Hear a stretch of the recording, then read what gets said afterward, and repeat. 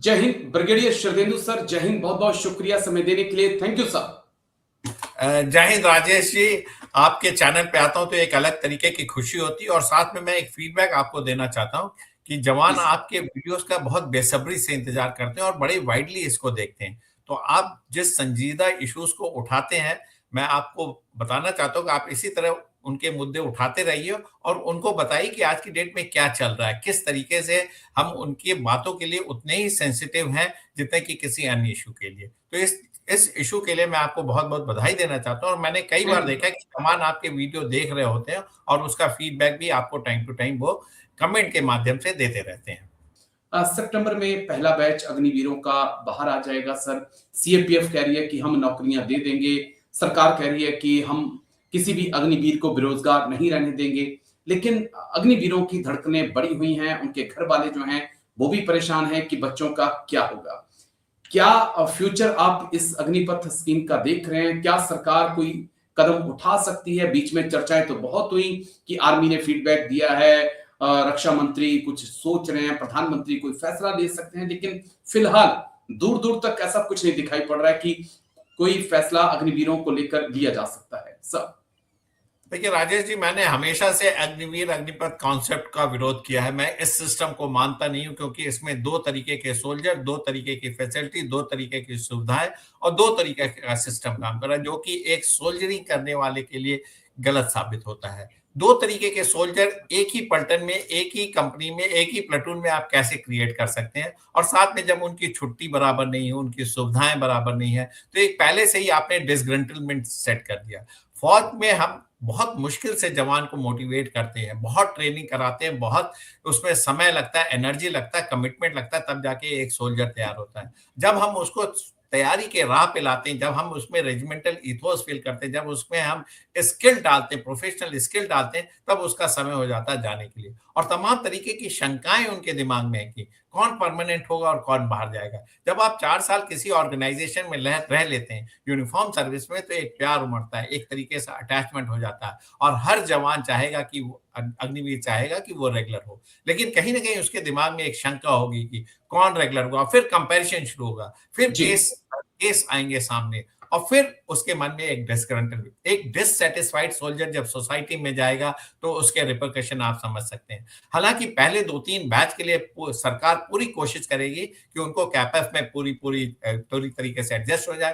तमाम जो paramilitary forces है, उन्होंने 10-10% रिजर्वेशन किया है, स्टेट पुलिस ने किया है, सीआईएसएफ ने किया, तमाम ऐसी ऑर्गेनाइजेशन हैं जिन्होंने 10% के लिए ईयर मार्क किया और साथ में हमारे प्राइवेट प्लेयर भी उनको लेने के लिए तैयार हैं। लेकिन जब एक डिसग्रंटल्ड सोल्जर बाहर जाएगा, तो वो किसी भी जी संस्था में वो खुश नहीं रहेगा। वो हमेशा एंटी फीलिंग उसके दिमाग में आएगी, एंटी ऑर्गेनाइजेशन सिस्टम की तरफ चला जाएगा। इसको हमें रोकना पड़ेगा। लेकिन अगर आप उसको एक बेहतर जीवन दे देते हैं, अग्निवीर बाहर गया और वो सेंट्रल आर्म पुलिस फोर्सेस में शामिल हो जाता है और उसकी ये 4 साल की सर्विस रेकन की जाती, काउंट होगी, तो उसमें ये डिससैटिस्फैक्शन नहीं होगा। लेकिन इसका अभी कोई प्रोविजन नहीं। भर्ती का तो प्रोविजन आपने बता दिया, लेकिन क्या ये 4 साल की सीनियरिटी उसकी काउंट करेंगे आप पुलिस फोर्सेस में, कैपएफ में या किसी भी ऑर्गेनाइजेशन में? तो मेरा मानना है कि आपको थोड़ा मॉडिफिकेशन की जरूरत है। इसकी सीनियरिटी रिस्टोर करिए। वो जहां से निकला है, जिस सर्विस ब्रैकेट से निकला, उसके आगे की वो जर्नी करे। अगर ये प्रोविजन हो जाता तो बेहतर होगा। लेकिन हिंदुस्तान की आर्मी, आपने देखा आज की डेट में किस तरीके से लड़ाइयां चल रही है, लंबी लड़ाई चल रही है। मैन पावर इंटेंसिटी हमारी रिक्वायरमेंट है इंडियन आर्मी की। जब भी आप डिफरेंट तरीके के वॉर गेमिंग के लिए जाते हैं, तो आपको हमेशा ट्रुप्स की रिक्वायरमेंट पड़ती है। आप रिसाइकिल करते हैं, आप रैक टैग बटालियन बना के ऑफेंसिव लॉन्च करने की कोशिश करते हैं at the latter part of the war game. जब आप इस तरीके की तैयारी में हमेशा आपको सोल्जर और ट्रुप्स की कमी पड़ती है, तो आप उसको रेगुलर अग्निवीर का कॉन्सेप्ट उसमें फिट नहीं बैठता है। टेक्नोलॉजी ओरिएंटेड वॉर है, लेकिन हिंदुस्तान में इंसर्जेंसी भी है। हिंदुस्तान के बॉर्डर बड़े लंबे हैं। टेक्नोलॉजी हिंदुस्तान पे हमेशा ओरिएंटेड ही वॉर डर, तो है, लेकिन क्योंकि ये अभी सिस्टम सक्सेसफुल नहीं है। जी मैं बीच में आपको टोक रहा हूँ। टेक्नोलॉजी ओरिएंटेड वॉर है। इजराइल के पास बड़ी अच्छी टेक्नोलॉजी है, अमेरिका के पास टेक्नोलॉजी बड़ी अच्छी है, लेकिन हम ईरान में देख रहे हैं कि हिम्मत नहीं हो रही है उनकी कि फुट ऑन जो बूट ऑन द ग्राउंड जो है वो उतार सकें। वो जवानों को उतार नहीं पा रहे और बिना उसके जीत हो ही नहीं सकती है सर। बस एक सवाल और था, क्योंकि आप भी आरटी से हैं, मैं भी आरटी में रहा। 10 साल बाद मुझे अपनी रेजिमेंट में जाने का मौका मिला। वहां पर मैं पहली बार जो सर्विंग अग्निवीर है उनसे रूबरू हुआ। उनके साथ बातचीत की, जो एनसीओ हैं उनके साथ बातचीत की। अग्निवीरों का तो ये कहना था कि सर हमने 4 साल में देख लिया कि आर्मी में क्या होता है, हम कोशिश करेंगे कि हम सीएपीएफ में चले जाएं, हमें लौटकर ना आना पड़े। अब एनसीओ से मैंने पूछा तो उनका फीडबैक ये है कि सर ये तो ये कहते हैं कि हम 4 साल बाद चले जाएंगे, तो हम क्यों परेशानी लिए। लेकिन एक कंसर्न और एक बीएचएम ने मेरे सामने रखा। उनका कहना है कि 2019 के बाद से कोई परमानेंट जवान आया ही नहीं और 2026 में ये जो अग्निवीर हैं ये बाहर चले जाएंगे और फिर इनमें से 25% जो है फिर अंदर आएंगे। कहा कि ना कोई रेजिमेंट के अंदर अब लैंसनायक है ना कोई नाइक है। देखिए विडंबना देखिए सर, क्योंकि 6 साल के अंदर कोई जवान आया ही नहीं पक्का, ना कोई लैंसनायक है, नाइक नहीं है, जो है वो हवलदार है। और ये अग्निवीर अगर आएंगे, 4 साल इन्होंने ऐसे निकाल दिया कि हमने चले जाना है। वो कह रहे हैं कि अगर ये आते हैं, इन्होंने काम सीखा नहीं, आते ही फट इनका प्रमोशन होगा, साल 2 साल के अंदर नाइक हवलदार भी बनेंगे, फिर क्या होगा। तो ये एक ऐसा कंसर्न है, मुझे नहीं लगता किसी ने इस पे विचार किया है। आपके प्रमोशन, आपका एनसीओ लेवल, जवान लेवल खत्म हो चुका है। राजेश जी, आपने ये जो पॉइंट उठाया इस पे हमारे समझ से बहुत लोगों ने इस पे ध्यान नहीं दिया है। बिल्कुल आपने सही बोला, 2019 से कोविड के बाद से रिक्रूटमेंट बंद, और जब रिक्रूटमेंट शुरू हुआ तो अग्निवीर के रूप में शुरू हुआ। और अग्निवीर को जो यूनिट के एडमिनिस्ट्रेशन में उनको किस तरीके की ड्यूटी जारी, क्या वो काम कर रहे हैं, सबको मालूम है। ये इंटरनल मैटर है किसी भी यूनिट का, लेकिन तमाम तरीके से उनको ऐसी ड्यूटी दी जाती है जो सोल्जरिंग के साथ साथ आपको यूनिट का रख रखाव में भी बहुत ध्यान देना होता है। बहुत सारी चीजों का maintenance, make and meant parade होता है, उसको पे ध्यान देना होता है। लेकिन इन सारी चीजों से उनको प्रोटेक्टेड रखा गया, कहीं ना कहीं उनको एक शेल्टर्ड तरीके से रखा जा रहा है यूनिट पे। और जो यूनिट का लोड है राजेश जी, ज्यादातर नायक और हवलदार पे है।